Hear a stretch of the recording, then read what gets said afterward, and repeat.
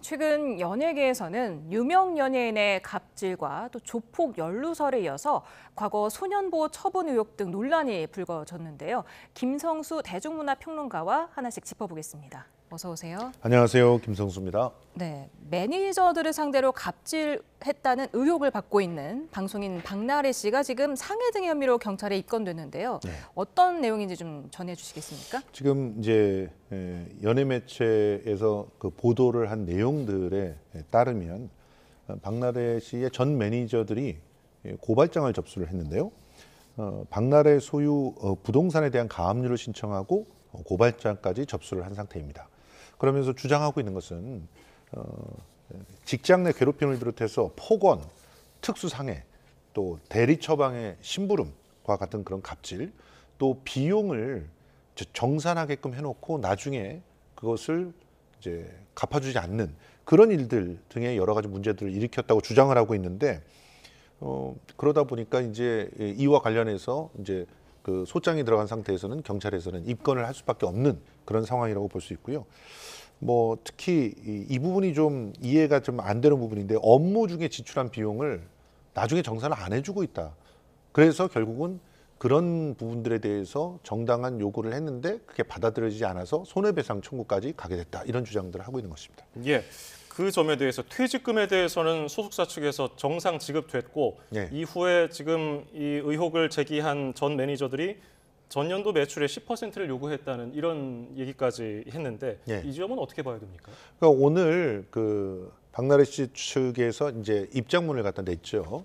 그러면서 하루 동안에는 사실은 여러 가지 협의들을 좀 진행했던 걸로 보입니다. 그런데 그 박나래 씨와 또 박나래 씨의 법률 대리인의 입장에서 보면 이게 상식선에서 많이 벗어났다고 생각을 해서 이 부분에 대해서 법적인 조치에 들어가서 차라리 그 나중에 협의를 하는 것이 더 낫다라는 그런 결정을 한 것으로 보입니다. 네, 지금 1억 원 상당의 손해배상 청구 소송을 예고했다고 하는데 이게 1억 원이라는 게 어떤 근거로 나온 건지 지금 아까 말씀하신 대로 정산을 안 한 경우가 있다고 했는데 이게 1억 원 정도 되는 건가요? 그러니까 실제로 지금 양쪽의 그 주장이 엇갈리고 있는 상황에서 지금 박나래 씨의 주장만 놓고 보자면 자신이 기억하지 못하는 그런 지출 증빙들이 자꾸 올라와 있는 거죠. 그래서 그것을 가지고 이제 사문서 위조를 한 게 아니냐 이런 얘기까지 나왔던 것이고 반대 입장에서 본다면 정당하게 우리들이 지출한 내용인데 그것을 가지고 제대로 그 갚지 않으면서 이렇게 모욕적인 그런 내용까지 언급하고 있다라고 하면서 화가 나니까 거기서 더 큰 그 금액들을 갖다가 얘기를 하고 있는 그런 상황으로 부딪혔던 걸로 추정이 되는데요. 일단 이 부분이 그 오랫동안 그 친하게 지냈던 매니저와 또 연예인 관계에서 빚어진 거기 때문에 정확하게 그 안의 내용들을 다 알기는 어렵습니다. 다만 이 부분을 이제 법률 대리인과 또 법적인 그런 절차를 진행해 나가는 과정에서 좀 서로가 조율하지 않을까 그렇게 보고는 있습니다. 예. 뭐 소속사에서는 일부 언론에서 제기된 의혹들은 명확하게 추후에 밝혀질 것이고 정확한 사실관계가 확인되기 전까지 추측성 보도를 자제해달라 이런 얘기를 했다는 점도 다시 한번 말씀드리고 그 전 매니저들이 주장한 내용 보면은 박나래 씨가 술을 안 마시니까 술잔을 던졌다 이렇게 주장했거든요. 이 점은 어떻게 봐야 됩니까? 예전에 뭐 술버릇 얘기도 나오고 그러던데. 사실은 뭐 그 작년에 어떤 방송에서 박나래 씨의 그 어머니가 나래가 모든 것들을 다 잘하고 있고 참 자기 일들을 잘 챙기고 있는데 걱정이 있다면 술을 마셨을 때에 그 좀 과하게 마시는 것 그리고 그 마신 이후에 어떤 그 술 버릇이 좀 문제다 뭐 이런 얘기들 갖다 한 적이 있어요. 그러니까 지금 그것과 연관해 가지고 여러 가지 추측들이 지금 나오고 있는 것인데요. 이 술자리에서 우리가 생각할 때는 별다르지 않은 일도요 특수폭행이라고 될 수가 있습니다. 가령 이제 술잔을 자기 밑으로 던져도 특수폭행이라고 이렇게 언급할 수가 있거든요. 그러니까 실제로 박나래 씨가 어떤 행동을 그 매니저들에게 했는지는 정확하게 증거들이 나와야지만 확인할 수 있는 것이고 이 주의 주장들이 서로가 부딪히고 있는 상황이기 때문에 지금은 지켜봐야 될 그런 상황이라고 봅니다. 네, 지금 매니저들 주장에 따르면 지금 박나래 씨가 매니저들을 사적으로 괴롭혔다. 아까 말씀하신 것처럼 안주 심부름, 파티 뒷정리, 술자리 강요하면서 24시간 대기를 시켰고 심지어 가족일까지 맡기며 가사 도우미로 이용했다고 주장을 하고 있는데 네. 보통 매니저들이 이런 일까지 하는 겁니까? 원래는 계약상에 이런 일들에 대해서는 책임을 다할 의무가 없죠. 그렇기 때문에 시켜서는 안 되는 일이지만 연예인들과 매니저의 관계는 굉장히 독특한 그런 관계잖아요. 실제로 연예인들이 훌륭하게 자기 일들을 잘 마무리 지어야 하지만 서로가 연예인들이 매출을 올린 것에 의해서 뭐 월급을 갖다 나누게 되고 하는 그런 상황들이 벌어지기 때문에 특히나 지금 보면은 대형 기획사에서 속해 있는 매니저들하고는 이런 문제가 자주 일어나진 않아요. 왜냐하면 완충을 할 수 있는 그런 공간들이 있잖아요. 뭐 직접 매니저와 연예인들이 부딪힐 때 문제가 있다 그러면은 자기 직속 상관한테 그런 얘기를 보고를 하면서 조정이 가능하고 또 상황에 따라서는 서로를 피할 수 있게 만들어주기도 한다는 거죠. 근데 지금 여기는 이제 박나래 씨가 대형 기획사에 있다가 나오면서 자기 이 1인 기획사를 갖다가 만들었단 말이죠. 그러면서 더욱더 그야말로 가족 같은 그런 관계가 형성되었을 가능성이 큽니다. 그러면 그게 평상시에는 좀 힘들고 귀찮아도 해줄 수 있는 일처럼 느껴졌는데 나중에 따져보면은 너무나 속상한 대접을 받은 게 아니냐라고 생각될 수 있어요. 그래서 이 부분은 엄밀하게 좀 챙겨봐야 되고 중요한 것은 항상 연예인들이 매니저와 이렇게 대표인 입장에서 이렇게 뭔가를 계약을 하게 되잖아요. 회사의 대표와 뭐 소속 연예인들이 사실상 슈퍼갑과 을이 되는 것처럼 엊그제까지는 언니 동생이었고 너무나 참 친했던 사람들이라도 이게 기획사의 대표나 대표에 준하는 위치가 연예인이 되는 순간 그러면 갑을로 바뀔 수가 있거든요. 그러면 이전까지는 편안하게 해줄 수 있는 일들도 냉정하게 따지게 되면 갑을 관계에 갑질이 될 수가 있다는 사실을 기억해야 됩니다. 그래서 매니저들은 매니저에 준하는 그런 업무를 할 수 있게끔 조정해 주는 것이 필요하지 인간적으로 어떤 관계들이 좋다고 해서 불필요한 그런 요구들을 한다는 것은 사실은 상식적으로는 용납되지 않는 상황이라는 건 봤으면 좋겠습니다. 예. 그리고 박나래 씨 측이 차린 1인 소속사가 대중문화예술기획업으로 등록하지 않았다는 고발장도 경찰에 접수가 됐는데 회사 측 입장하고요. 관련 내용 어떤 건지 좀 자세히 알려주시죠. 예, 박나래 씨 입장에서는 1인 소속사로 나오면서 바로 대중문화산업법에 근거한 등록을 매니저들이 했을 거라고 생각을 했다는 거죠. 근데 그걸 진행하지 않다가 이제는 뒤통수를 치고 있다. 이런 주장을 갖다가 좀 하고 있는 것 같아요. 그런데 이 부분은 상당히 민감한 내용입니다. 이 대중문화예술기획법에 의해서 이렇게 바뀐 지 벌써 10년이 넘었어요. 예.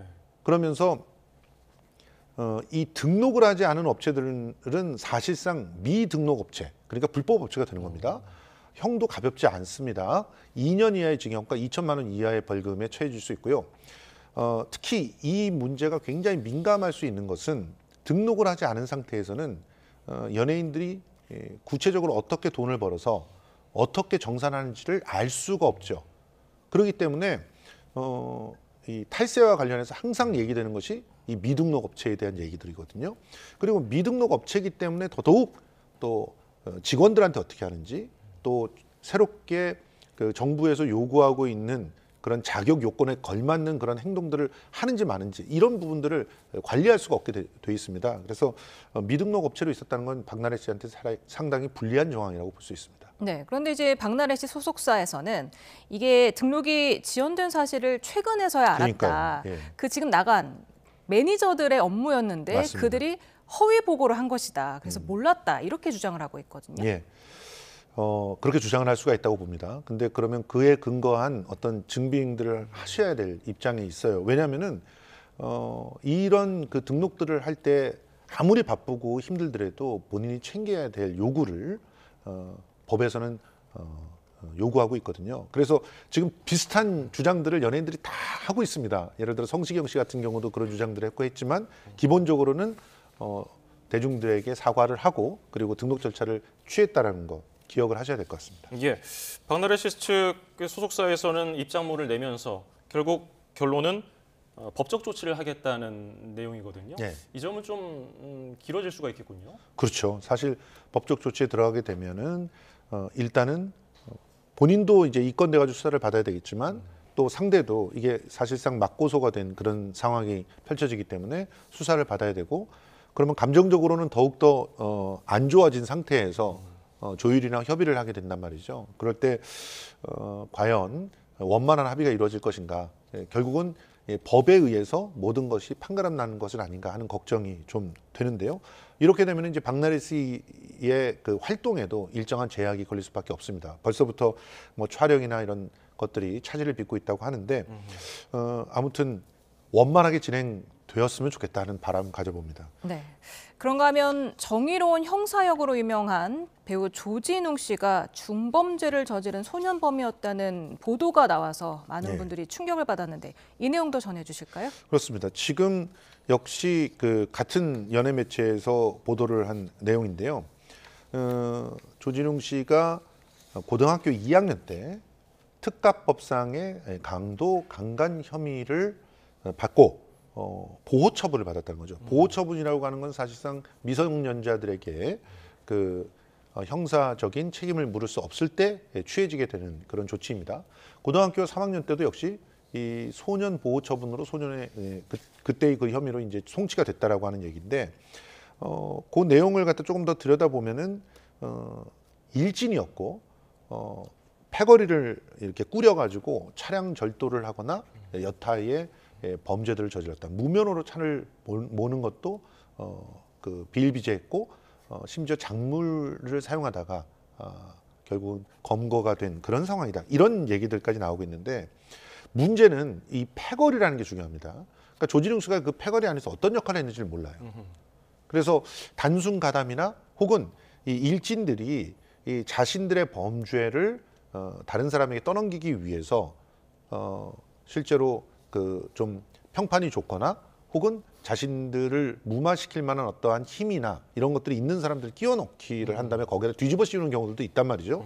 그래서 이 내용들을 지금 이런 혐의가 있었다. 그리고 보호 처분을 받았다는 것 사실만 갖고 섣불리 단정하기는 어렵습니다. 그러다 보니까 지금 소속사에서도 이 내용을 가지고 지금 파악 중이다. 이렇게 얘기를 하는 것으로 보입니다. 예, 말씀하신 대로 아직 의혹 보도 수준이기 때문에 소속사가 입장문을 내면은 저희가 바로 전해드리도록 하고요. 예.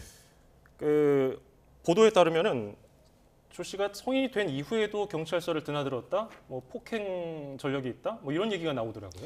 그러니까 지금 이런 이 과거의 중대한 어떤 그 의혹들이 불거져 나오면서 그러면 이제 보도를 하는 측에서는요. 지금 벌써 4개월이나 이거를 준비해서 보도를 하는 내용이라고 합니다. 그러니까 그동안 내가 제기하고 싶어하는 그 의혹과 비슷한 사례들이 있는지를 찾게 되잖아요. 그걸 찾는 과정에서 연극 배우로 극단 생활을 할 때 역시 그 술을 마시는 자리에서 단원을 심하게 구타한 적이 있어서 그때 벌금형이 나왔다는 사실. 그리고 음주운전의 전과도 있었다는 건데 이게 이제 영화에 데뷔를 한 작품이 말죽거리 잔혹사입니다. 예. 근데 이 말죽거리 잔혹사를 찍은 이후에 만취 상태에서 운전대를 잡았다가 면허가 취소된 상황들이 있었다라고 하는 그런 제보들이 같이 들어왔다고 합니다.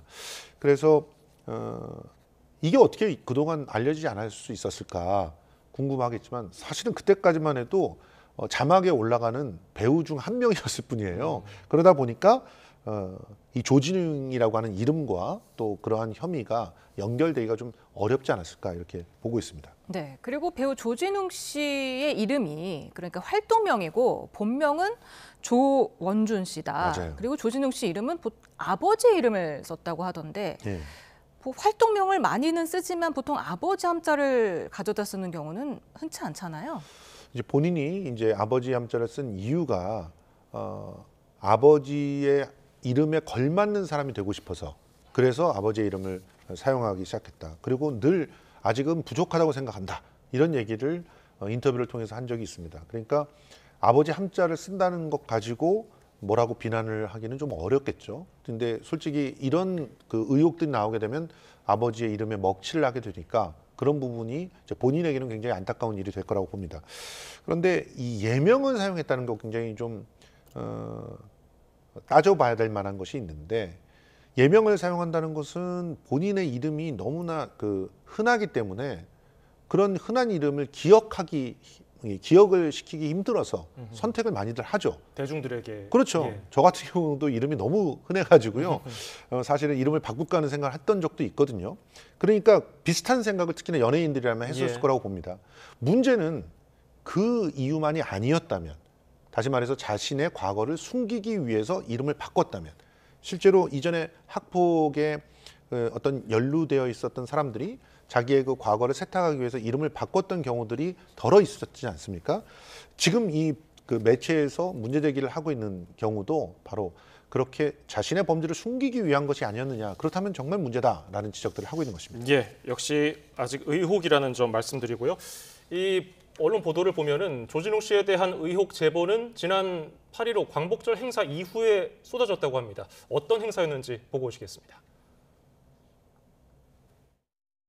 나는 자랑스러운 태극기 앞에 자유롭고 정의로운 대한민국의 무궁한 영광을 위하여 충성을 다할 것을 굳게 다짐합니다. 네. 광복 80주년 경축식에서 국기에 대한 문을 낭독을 하는 모습이었는데, 이걸 봤던 제보자들은 지금 약한 사람을 괴롭히던 가해자이자 범죄자였는데 경찰 역할을 맡으면서 정의로운 모습으로 포장이 됐고 이제 독립투사 이미지까지 얻고 있다, 이렇게 또 말을 하고 있더라고요. 그렇습니다. 사실 이 조진웅 배우가 유명해진 작품은 결정적으로 두 개를 사람들이 꼽거든요. 하나는 드라마로서 시그널이라고 하는 작품이고, 그리고 영화에서 암살이라는 작품, 이 두 가지인데, 특히 암살에서 굉장히 강렬한 인상을 남기고 신흥무관학교의 상징처럼 이렇게 인식이 되었습니다. 그러다 보니까 그 이후에 이 영화 독립군의 나레이터 역할을 한다든가, 또 독립운동가 유해 봉안의 특사를 한다든가, 이런 활동들을 계속 해왔어요. 근데 이 활동들은 결국 그것을 만약에 피해자들이 보고 있다면 자신들의 상처에 2차 가해를 하는 모습으로 읽혀질 수가 있습니다. 그래서 더더욱 제보가 쏟아졌다는 내용인데, 이 부분도 냉정하게 좀 따져볼 필요가 있습니다. 예. 그때 이렇게 알려졌기 때문에 또 이 조진웅 씨에 대해서 사적인 감정을 갖고 있던 사람들이 이런 제보를 했을 가능성들도 배제할 수가 없어요. 그래서 조금 더 사실관계를, 일단은 가장 이게 안 좋은 상황이라고 저는 생각하는 게, 조진웅 씨가 이렇게 의혹에 시달리고 있으면 소속사에서 배우를 지키기 위해서라도 사실관계를 빨리 파악해서 그 상황을 사실이면 사실대로, 아니면 아닌데도 적극적으로 대응을 해줘야 됩니다. 그런데 그런 게 없기 때문에 의혹만 커지고 있는 상황이라서 빨리 뭔가 가타부타 입장이 나와야 되지 않나, 이렇게 생각이 듭니다. 지금 앞서도 인기가 많았던 시그널이라는 드라마의 두 번째 작품이 이제 방송을 내년으로 앞두고 있는데, 이거 다 찍어놓은 상태죠? 그렇죠.